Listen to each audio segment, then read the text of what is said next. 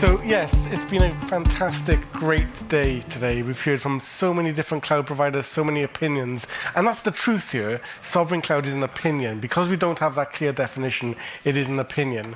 So I'm the person here who's keeping you between the alcohol. So the alcohol is outside, and I'm here. Okay, so I'm going to talk for about 10 minutes or so, giving my views on how we're closing things down, and also the feedback from the survey that we ran. And bear in mind, I haven't seen the slides, so we're going to be seeing them for the first time as I present them to you. Okay, so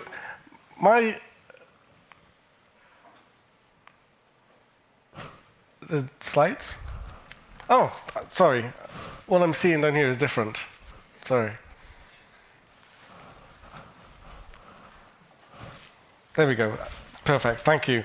So we've heard about sovereignty, we've heard about sovereign cloud, but why does it matter where the data lives? And with government, we've talked about government use cases all day today, healthcare use cases, and financial services, and here's a few others, national critical infrastructure. And I'm working with a customer at the moment, actually, who's moving workloads out of public cloud who generate energy in the UK. One of the big energy providers in the UK have been told by the government workloads have to be moved out of public cloud into private cloud. Military, defense, there are so many cybersecurity, there are so many use cases, top secret research, fusion generation, ETA, for example, and what we do in the UK as well with fusion generation, top secret research that we want to control all around. And of course, our private and sensitive data, the stuff that really matters to us and our families that we believe should be private as well.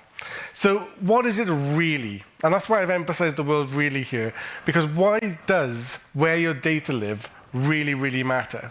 And I'm going to give you a little bit of a story here. 15 years ago, I worked for one of the big financial institutions in the UK, one of the big insurance companies, and I knew where our data was.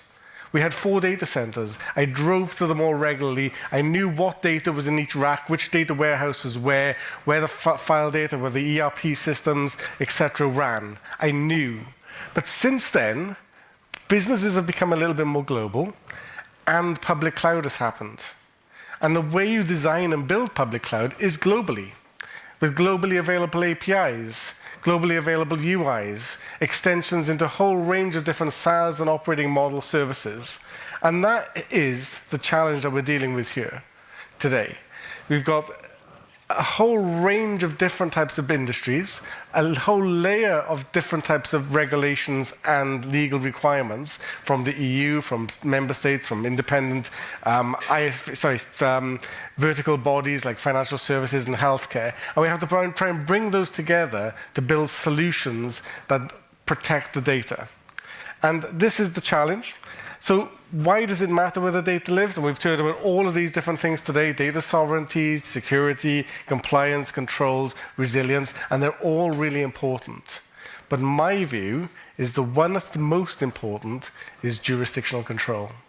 If you don't have full jurisdictional control over your data, is it a sovereign cloud? And that's the big question, I think, the one that we need to get answered. And not having that clear definition of sovereign cloud is not helping us answer this question. If my data lives in a particular country, but other countries outside can access that data, should they be forced to do so by a legal warrant, by a FISA court, whatever it might be, do we still have jurisdictional control of that data? And that's the key element for me that we need to define around sovereign cloud. So, and this is not going to get any easier. We've seen here some examples here. We've seen a massive increase in recent years in legislation, in compliance frameworks around data sovereignty, around the AI Act and Data Act and all these different elements, and it's not going to get any easier. It's going to continue. We're going to see more and more legislation build and build and build, and the cost to business will be substantial. So we have to ensure that we have that right balance of legislation, freedom, and data and controls. Because we all want our data to be protected, but we all also want to be able to innovate. We want to be entrepreneurial. We want to be able to grow our businesses and not be weighed down by all of the legislation. And I'm going to do a little bit of Microsoft bashing here now as well, which we haven't really done today. So a year ago, Microsoft were boasting about their sovereign cloud. And Laurent did mention this earlier on. Come to Microsoft for sovereign cloud. And what they actually meant when you drilled into the terms and conditions was we'll tell you when we access your data. That's what they actually meant when you turned in. But now, and again, Laurent mentioned this earlier on, there's a court case going on in Scotland with Scotland police because Microsoft's being forced to admit that they can't actually guarantee sovereign cloud.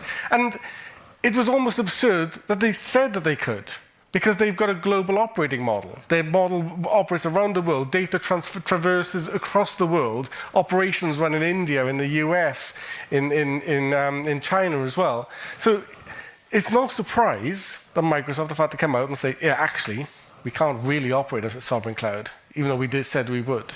And that is really key. Also, and while we're Microsoft bashing, Microsoft have had dozens of major data leaks in the last 3 years. Dozens and dozens of them. I don't want to give you the actual number that I found because it might not be accurate. But when you research this subject and you type in Microsoft data loss, late data leaks, you will get dozens and dozens of examples. Okay? Now, is that important to you? Is that a key element of what you want to consider when you're putting your data into a public cloud? Is that, oh, the APIs are open to the public. The UI is open to the public. If I make a mistake, or one of my engineers makes a mistake, or more importantly, one of Microsoft's engineers makes a mistake, how am I impacted by that? And then, just coming to the end here, and this is sort of the afternoon's discussion around AI and sovereign AI, there is a huge growth and traction around sovereign AI. And hopefully when we're back next year, which we hope to be back next year, having the same discussion, the same conference, we'll focus more on sovereign AI because it is a growing topic. And it's really, really interesting to see how this is going to evolve. Most predictions expect every single data source, databases, flat file data sources, to have some sort of machine and deep learning attached to them over the next 5 to 10 years. So having where the data lives, and sovereign AI is the obvious extension of that. Okay, and as I said, just to finish off, we're really, really clear on why this is important. This is the very, very famous example of a Samsung engineer who took the firmware code for the new Samsung tablet and put it into ChatGPT. And when he did that, he effectively open sourced that code. Because ChatGPT uses the content that you interface with it to learn from. And other people can query what data people are putting in order to learn from it. So when you put stuff into these public models like ChatGPT and many others, you are effectively just putting it out on the internet. And I think there was a huge lack of understanding of that when we saw this bubble explode just about 2 years ago. Now, as I said, I haven't seen these numbers, so we asked a number of questions in the survey, and really we appreciate your feedback there. Obviously, it helps us, tune the agenda for next year. It helps us put together papers and work with our partners around this. So just a few questions and we really appreciate the responses. Sovereign cloud has no single definition. Would a clear definition from the EU be helpful? And of course, I think most people can see yes. Are European alternatives to hyperscale important to your organization? And you can see an overwhelming yes there. And then what area of data sovereignty is most important to your organization? So a bit of a mix here, jurisdictional control, compliance, security, but all of the above is the key driver there. What is the key sovereign cloud priority for your organization today? So again, a bit of a mix here, but data security, compliance with local regulators are coming up quite high up there, and flexibility around infrastructures and the others are coming up quite well there as well. And then we ask for your sort of free text responses to, within your organization, what compliance regulation is the most challenging for you? Adherence to sovereign cloud policies, metadata, you can read these yourself, GDPR, and there's Directive ECC, etc. Cloud Act there, and FISA. Obviously, those are key when it comes to implementing public cloud from our American friends. And I think there was one more. How important is application portability to your organization? private to CSP or CSP to CSP, and obviously very important there is the dominant result there. I think that was the last one. Of course, you want to see us again next year. That's that was an obvious question. We should have just put yes and not had no as an option there.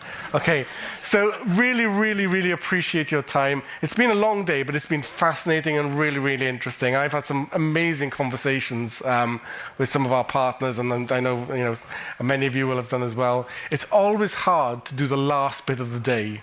It's always hard to the last session. We've thinned out a little bit during the day. It's just inevitable, these things happen. But we really do appreciate you coming here and your input. And I'm going to hand over to Laurent for a couple of minutes to say a few thank yous. Couple of seconds. So thank you, Martin. It's hard, but you did it very well. So a round of applause. Thank you.